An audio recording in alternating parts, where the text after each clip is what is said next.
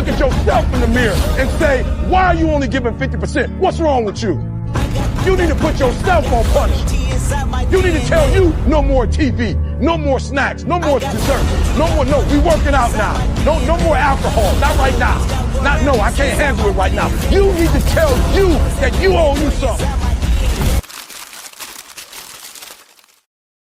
We are back with another episode of Inside the Locker Room on HBCU Central. And today we have another guest with us from North Carolina Central, guard Asiya Hinton. How are you doing today, ma'am?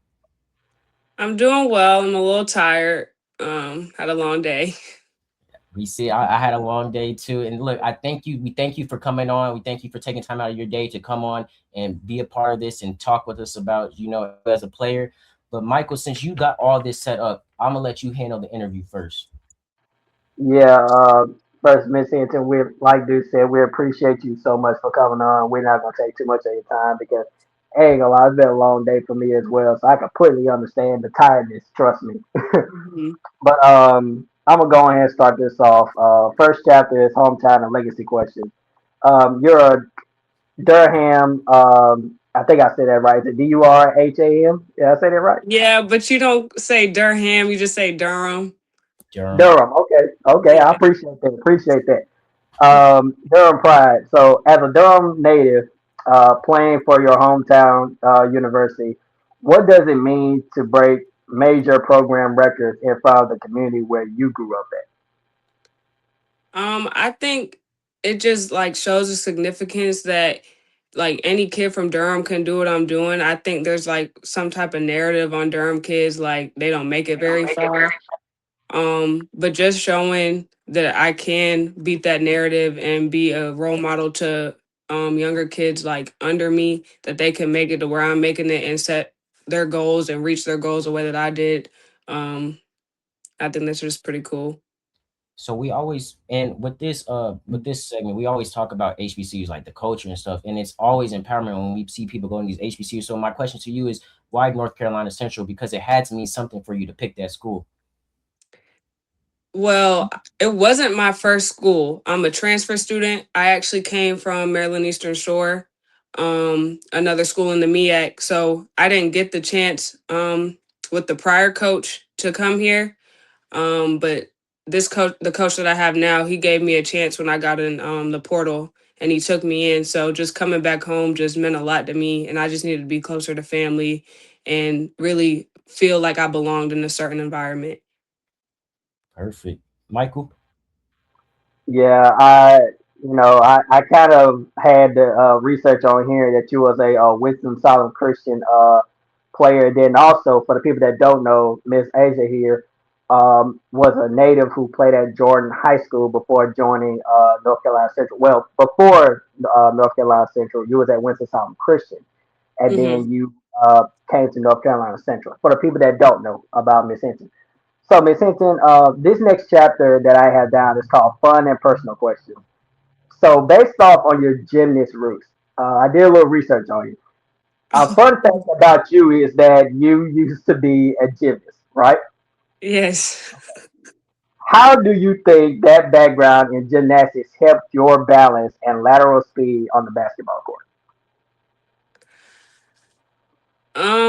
I'll say that I'm not as agile as I was when I was younger. Uh, I wouldn't say I'm the fastest. I jump the highest. But I think it does help with my mobility in a sense.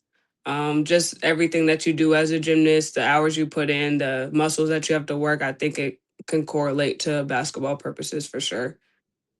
So, the one thing I want to ask you, because this is going to be my last question of the day. I don't want to keep you long. I'm tired myself.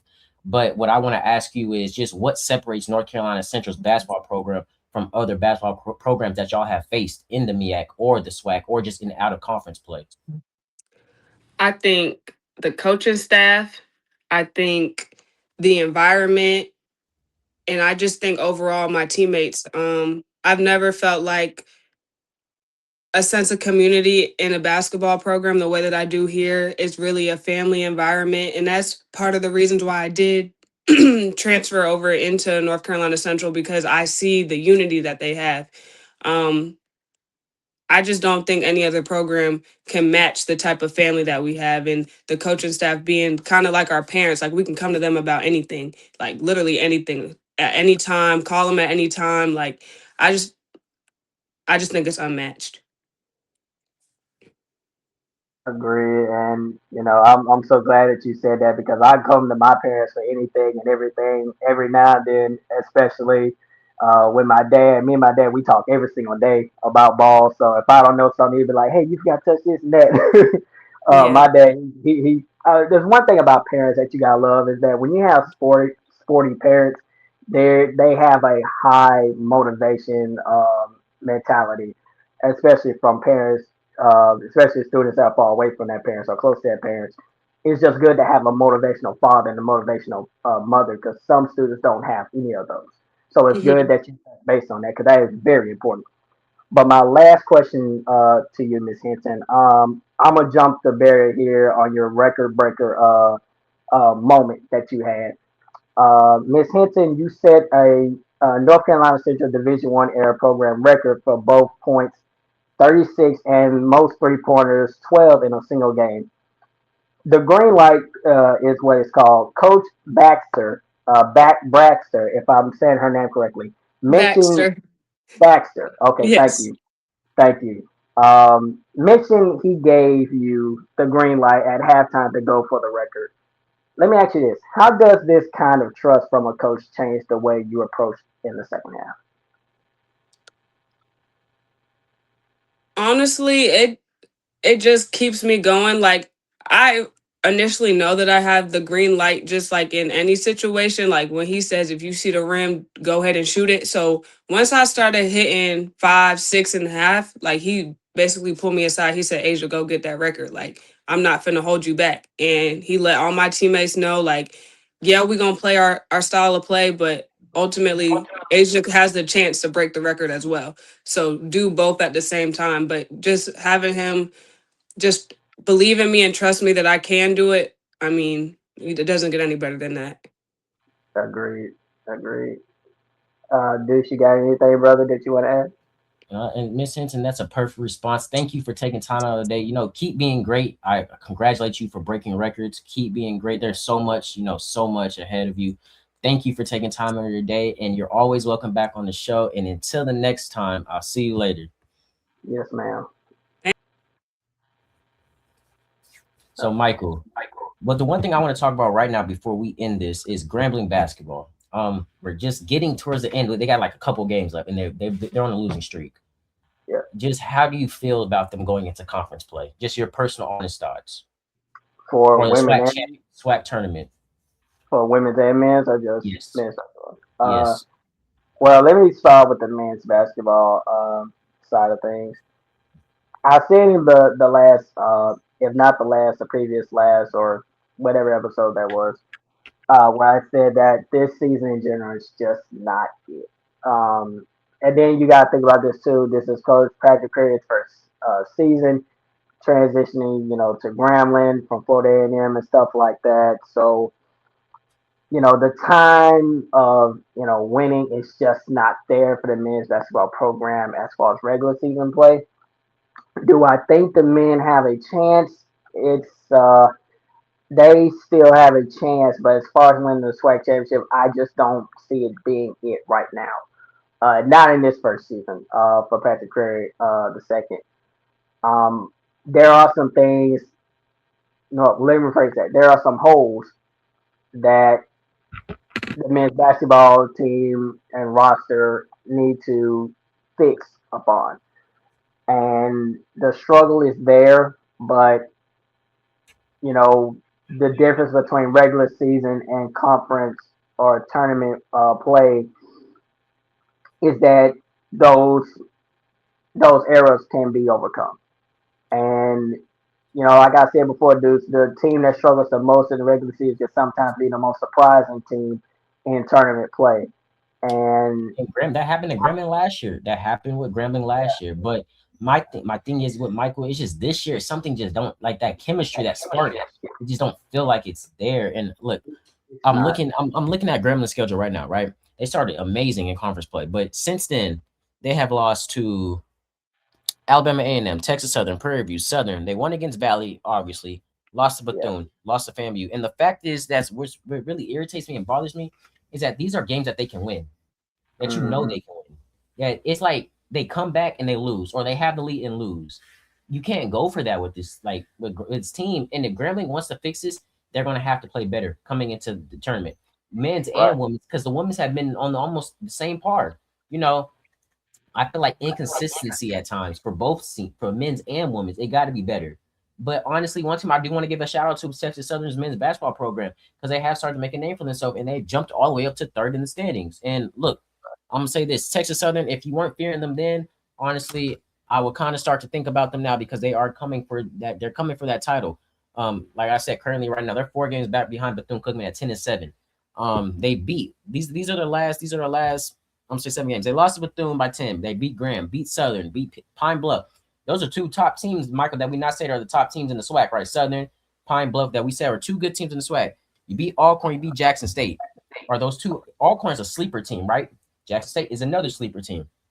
You close off the season against Prairie View, a very good team. The Texas Southern team is very good, and they're led behind Troy Hupsid for just averaging 14.6 per games. And their percentage and their shooting percentage is out the walls. So if I'm Grambling, teams like Texas Southern, Jackson State, Alcorn, Bethune, FAMU, the one thing you don't want to do is get to the bottom of that bracket and have to play one of them teams at the start of the tournament, because that's not going to be good. If you we Grambling playing FAMU or Southern in the first round, that doesn't favor you. But like Michael, you always say this though. You always say this. It's not over until the fat lady sings, Michael. And you never know what happens in these tournaments. Yep. And that's just what it is. You know, my dad used to tell me all the time that ranking in a tournament doesn't matter. First seed, second seed, third, fourth, fifth, sixth, doesn't matter. Those are just numbers. And I think, you know, what a lot of people get confused on is like, oh, we're the number one seed, we got it locked in. Name how many number one seed teams have lost in an upset to a team in their conference that is ranked way below them, and they end up losing to a team that no one expected them to lose to. It happens in every sport. It happens in high school. It happens in high school football. It happens in high school basketball. It happens in college. You know, NBA. It's that's just what it is in the sport. And that's why I always say it's never over to the fat lady say. Because do you remember when the Grambling men's basketball team was 2-0, what did I say? I said even though they're 2-0, they still have to control themselves and how they play each and every conference game. And what did we see, Deuce? They went from 2-0 to 2-3, and then 2-4. Then they, started trying to catch back, and then, but like you said all the time, Deuce, you cannot play in catch-up mode. And the main problem with Grambling women's offense, and it's very simple. The primary issue with Grambling State women's basketball team has been extreme offensive inconsistencies, particularly a season-long struggle with three-point shooting and road performance. That's really what it is. I mean, first thing, historical shooting slumps. The team has experienced multiple games where their prior shooting completely vanished. Dudes, they went 0 for 19 from three in January 17th, lost to Southern University. The Tigers failed to make a single three-point shot on 19 attempts. Dudes, you remember because we was at that game and we said that they could not hit a single three-point. And here's another thing: low field goal percentages. Dudes, they shot as low as 26.2 and 28.6 in critical conference losses to Southern. Well, we've also talked about that. Offensive rating, Deuce. I think this part is going to trip you out right here. Their offensive efficiency ranks near the bottom of Division One, currently 310th out of 363 teams. That can't happen. That can happen. But even though, like I said, the struggles are happening now, as far as the Grambling women's side, and I hate to say this, but Deuce, I just don't see Grambling women winning a conference this year. I don't, and I say that respectfully. Um, Me either. I know. Last episode, a lot of people were saying that be patient with Mickey Joseph. Look, what I say about Grambling's basketball and football, softball, really Grambling athletic in general. I'm saying that because I'm saying it respectfully, but I'm also being real. And I understand that it might seem like that we're being unreasonable, we're being, rushing with Mickey Joseph or the basketball program. But you have to understand, you have to just see.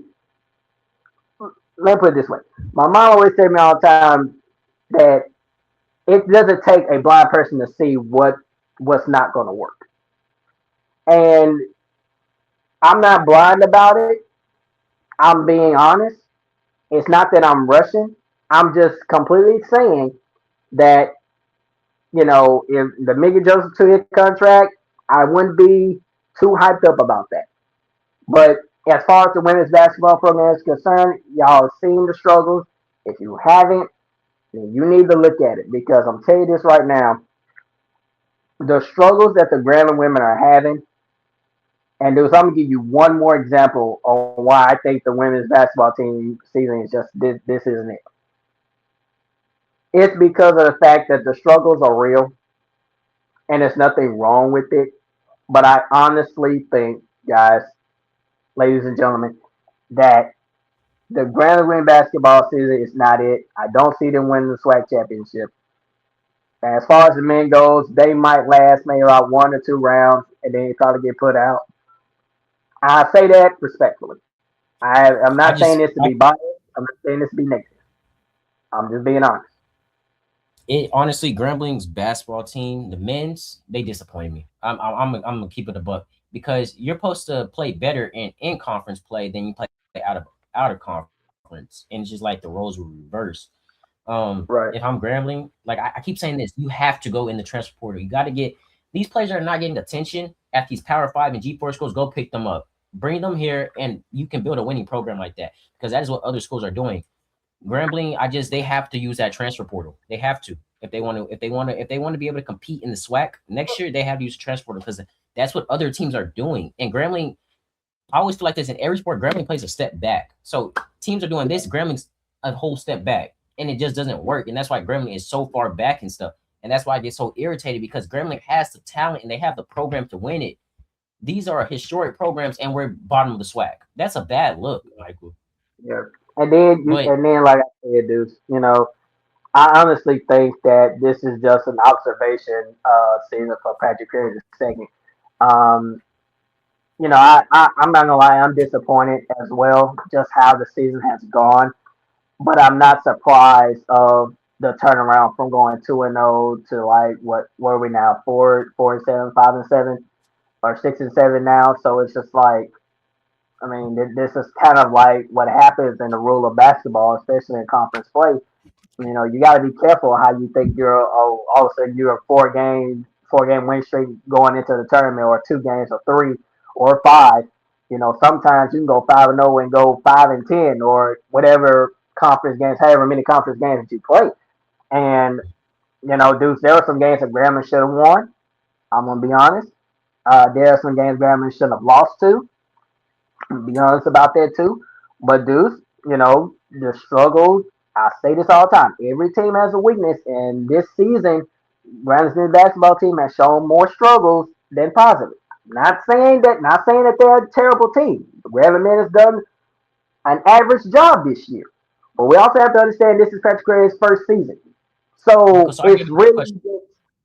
yeah. What would you grade Patrick McCurry's first season then under as a new regime for Grambling? I gotta give him. I'm gonna give him a C plus. I'm gonna give him a C Me plus. too.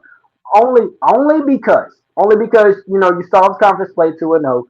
You started off hot into a tournament. Now if it was the other way around, dudes, and we were 0-2, and kind of going into the first 5 games of the conference, then there would have been a down slate. But dudes, Grambling men's basketball team, I can't put a bad grade on Patrick Curry because not only that he's been dealing with injuries, and then not only that he's been dealing with a lot, trying to rebuild his Grambling system in his system. Because let's remember, he was at Florida A&M.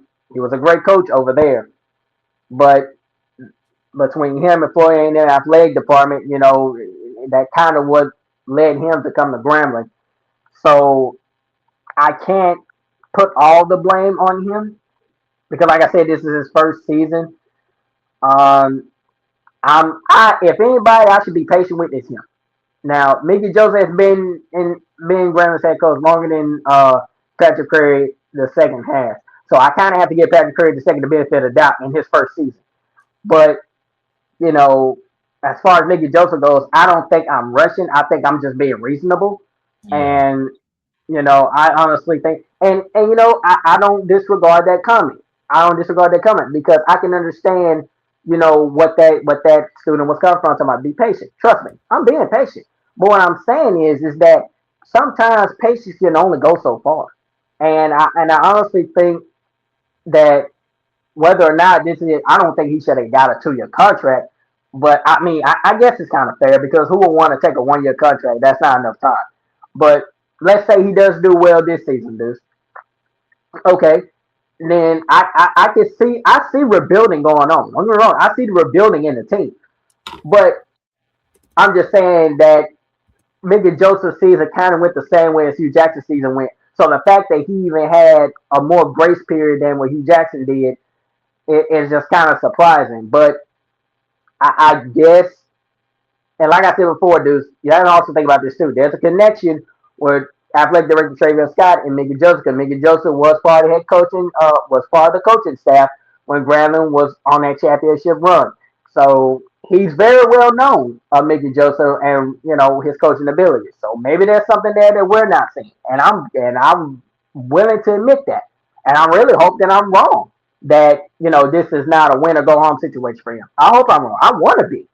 You know, and that's the thing about me is that I'm gonna keep it real, but I also want my real opinion to be wrong because then I'll be like, okay, I didn't say that, you know, I didn't say that I would warn you that I wouldn't be wrong, but I also warn you that I said I wouldn't be right either. It's a 50-50 situation here.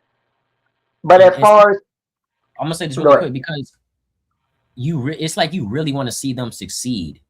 Yeah, I really want to see this program succeed.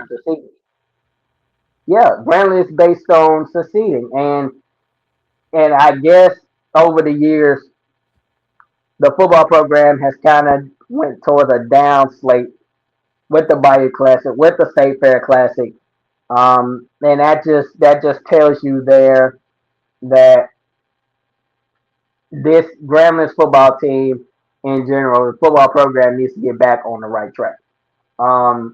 But I'll do say I'll ask you about this. I know you heard about the new facility that they're trying to build for the football team. How do you feel about that? I've seen the images, and I got to be honest with you, dudes. I'm really excited that not only do they have a practice facility, but then they'll have new locker rooms.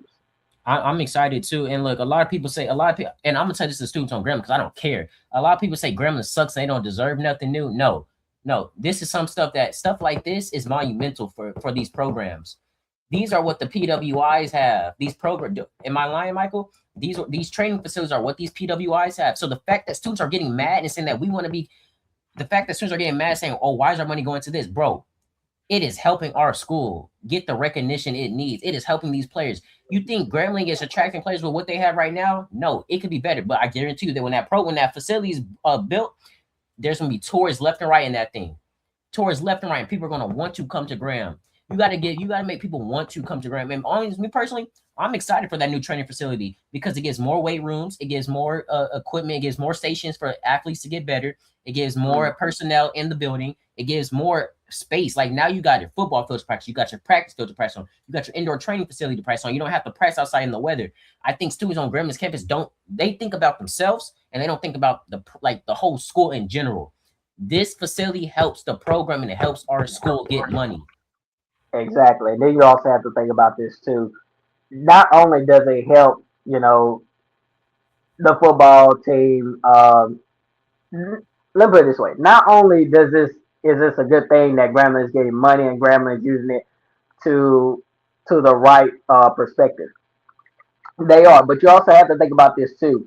Grambling is the only team that I could think of that does not. No, let me rephrase that because I'm pretty sure there are some other teams that do and don't have an indoor facility.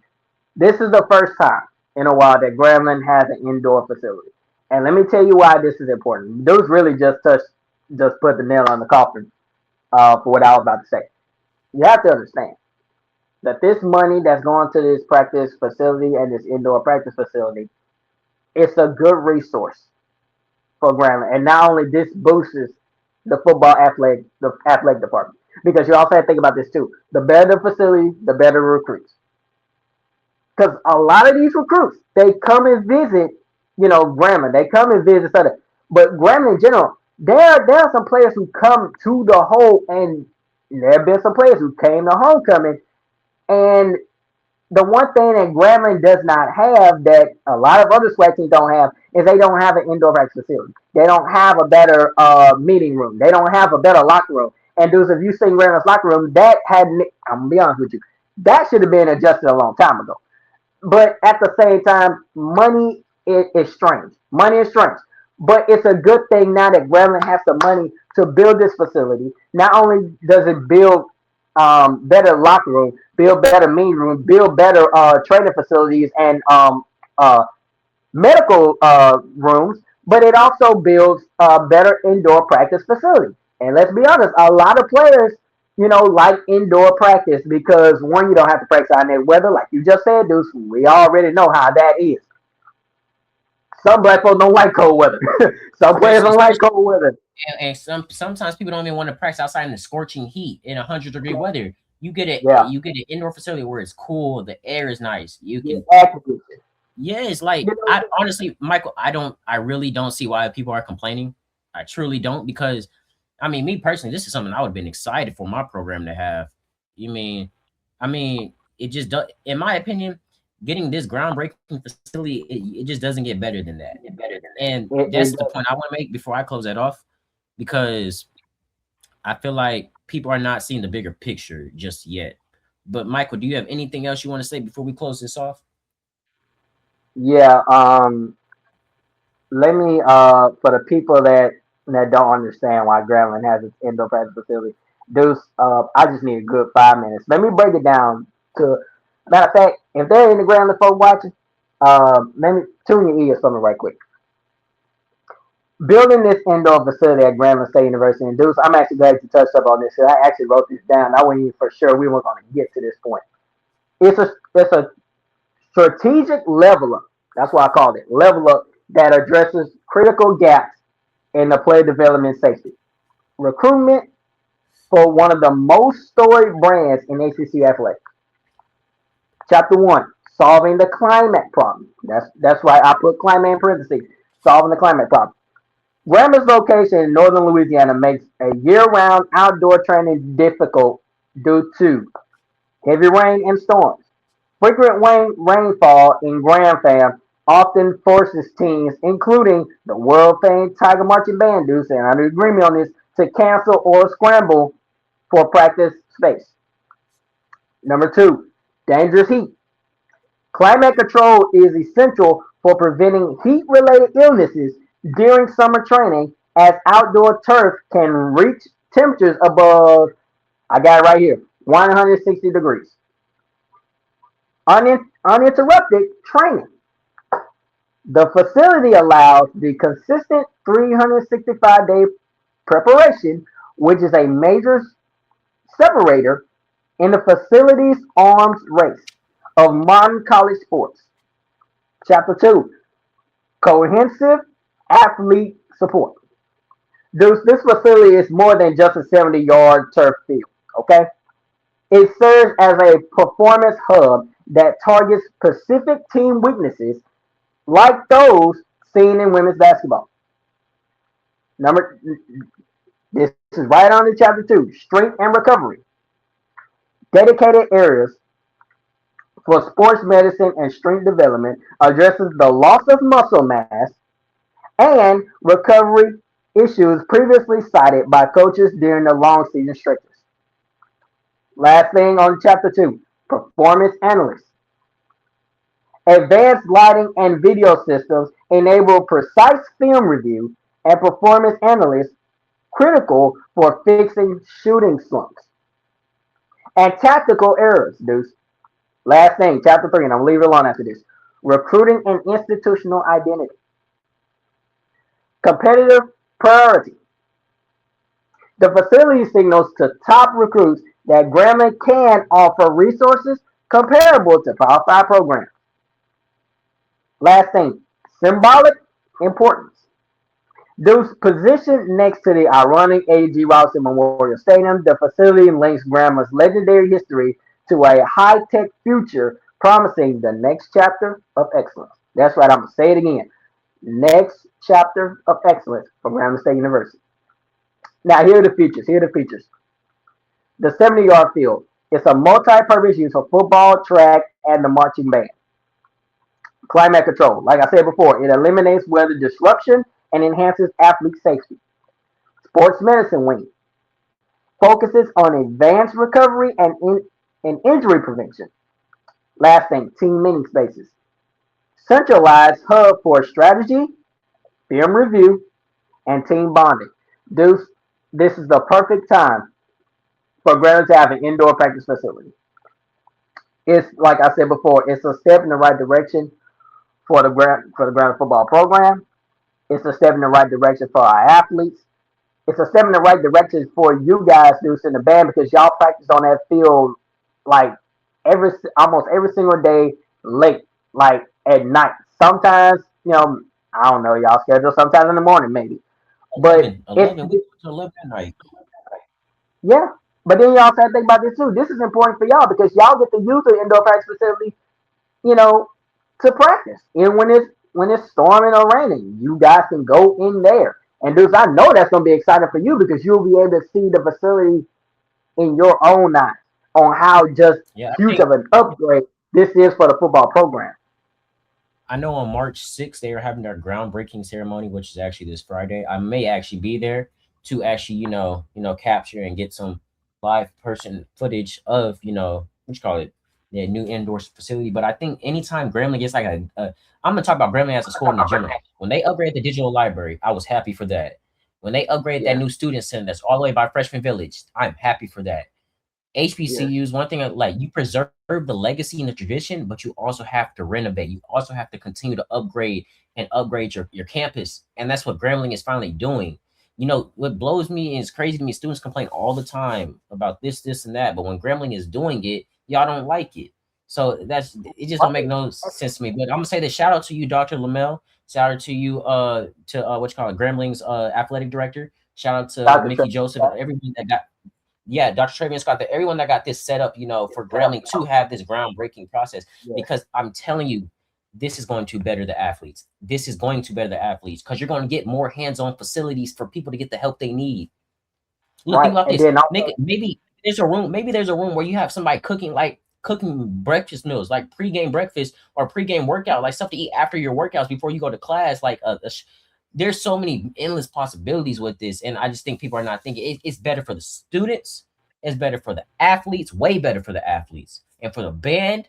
Oh, that's just another thing to help the band because the band and the football they coexist. Can't have the band without the football team. You can't have the football team without the band. So hand in hand, and it's like I said, dudes.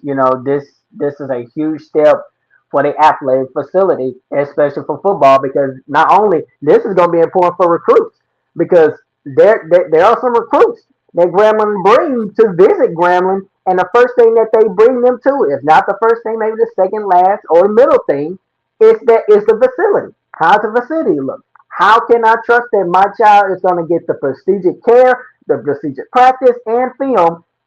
How do I know that? And the first thing they take them to, dudes, is the athletic facility. Dudes, not only is I can't wait to see how the film room is going to look.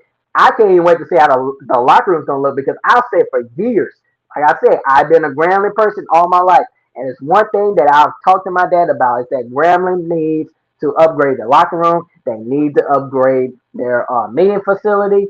And the fact that now that they have the money to do that is what I just said before. It's the step in the right direction for an excellent future for Grambling football program.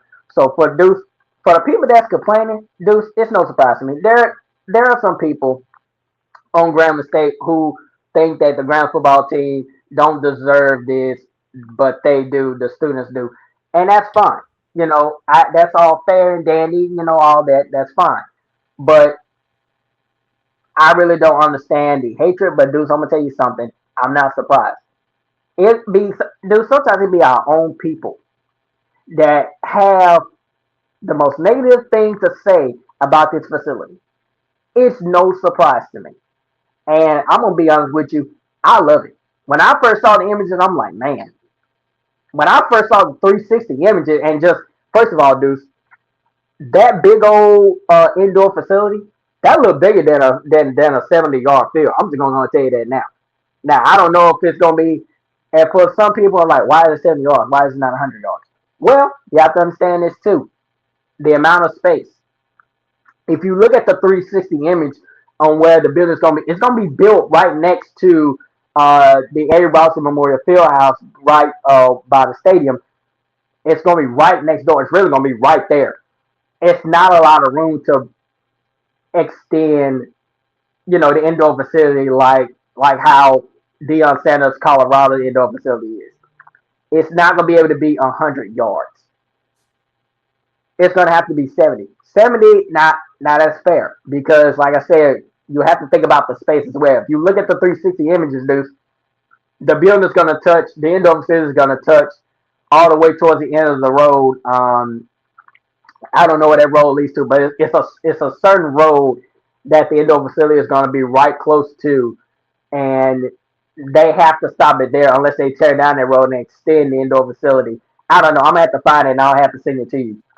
But my last thing that I want to touch up on, I'm gonna jump back to the women's basketball program, is the resource and fatigue issues. Dudes, let me say this last thing because I also think this is very important. Head coach Courtney Simmons has previously highlighted travel, resources, and nutrition as barriers to recovery, noting that players have at times lost muscle mass due to the inability to access weight rooms during long road stretches. There are more to the struggle than just a team performance in general.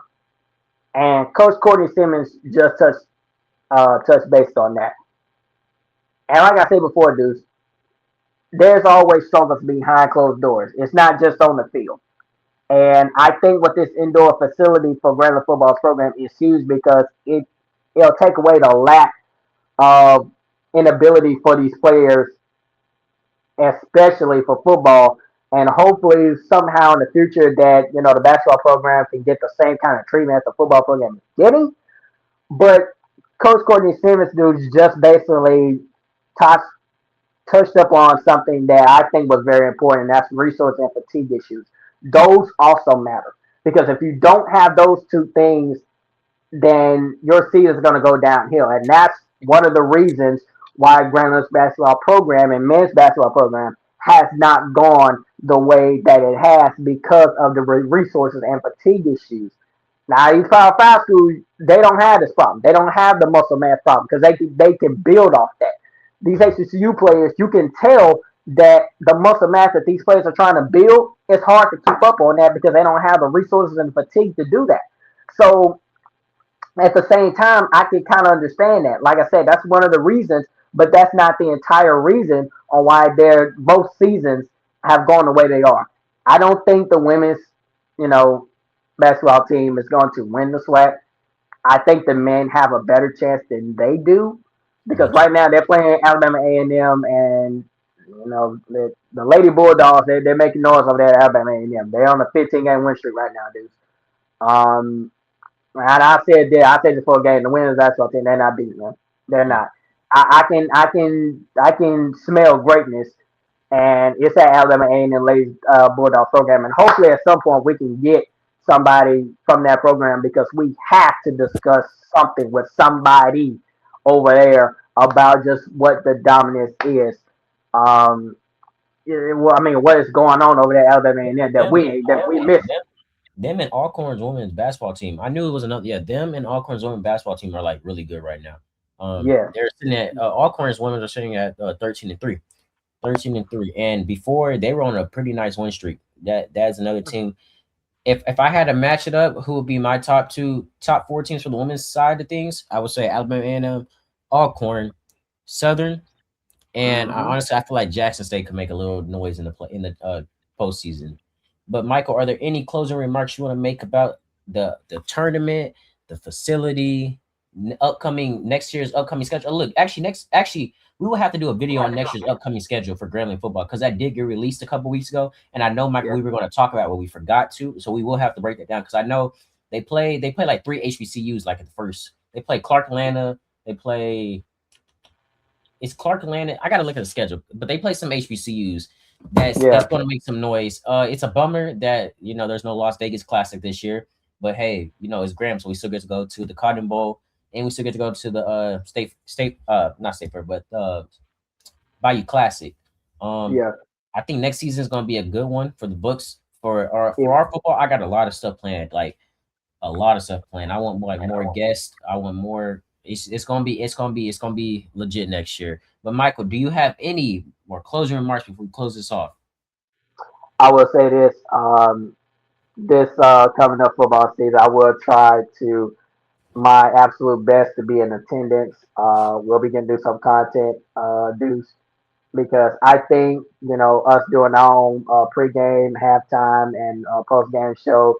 I think that's going to be huge for not only HBCU Central, but it also be huge for um, the inside the locker room as well. Also, hopefully in the near future, if we continue this, if this allows where we continue HBCU Central and inside the locker room, that we can travel to certain HBCUs and do content there. Um, I don't know. That's just a thought that came up in my head. But Deuce, I also want to take this time right here to um, be in prayer for assistant coach Michael Pittman, who was announced deceased on February 16th of 2026 for the women's basketball coaching staff. Um, that's a huge loss, um, especially for the coaching staff. Uh, I don't really know the situation of Mr. Michael Pittman and his health uh, condition, but he was pronounced deceased on February 16th. So that's probably also another reason why Raz basketball team is, kind of they're kind of in a tough spot mentally, physically, and emotionally because they did just lose one of their coaches. That's a horrible, tough pain to swallow. But I'm just praying that I'm praying for the Pittman family. I'm praying for Coach Courtney Simmons and the coaching staff, and also the players because when you lose a coach, you lose a family within that locker room in that coach's office, and to that's not easy to pull away from. So if you're watching this, Grand Fam, be in prayers for assistant coach Michael Pittman and his family as well. Um, but yeah, we appreciate all of you for coming on and on this little short little episode that we have today. I think we still Uh, made pretty good time. 43 yeah, minutes. Also, I yeah, want to say this really quick though. If Mike, I told you, Michael, that I wanted to start getting some people in the bands on here. Just to kind of highlight the HBCU culture as well. If you're anybody that's mhm, in the band, that goes to any school, and with the bands is different. There can be small schools that have amazing bands. yes, I know Michael, you know about Edna Carr, the one Edna Carr in Louisiana.